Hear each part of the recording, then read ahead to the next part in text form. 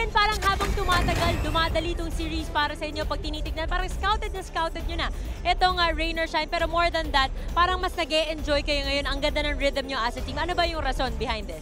Kagaya na sinasabi mo, yun nga, nagiging madali yung panalo dahil sa trust namin sa bawat isa, tsaka yung defense namin talaga yung key, kaya kami nananalo. Tapos yung tiwala ng mga coaches nandoon. Tapos alam namin na itong laro na to importante. Kaya talagang binigay namin yung best namin para manalo talaga.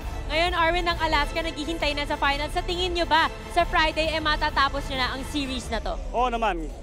Kami, para sa akin, gusto namin tapusin na kahit papano. Para at least yung Alaska, hindi na namin muna iniisip yan eh. Kasi alam namin ang Alaska, ang Rain or Shine, hindi pa rin ganun kadali salunin. So nandun pa rin yung respeto namin sa kanila, kaya kailangan kami maganda. Ngayon, Arwin, imbitahan nyo na lahat ng yung mga fans at kung meron ka mga gustong batiin at pasalamatan, go.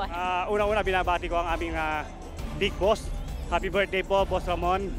Wish you all the best po. Sana po marami pa pong blessings na dumating sa inyo at saka maging mahaba pa po ang inyong buhay. Salamat po ng marami at sa lahat po ng fans ng San Miguel. Maraming salamat. Sa UMAC, sa Roels at sa kay Tito Ben, magpagaling ka. Sa mama ko na nasa bahay ngayon na nagpapagaling, ma. I love you. Magkumain ka ng kumain. At sa mga anak ko, kay Audrey, kay Yona, kay Yogan, kay Danica, kay Ella, kay Jaden. Pati na rin sa asawa ko kay Smoothie. I love you. Thank you very much, Arwin, and congratulations.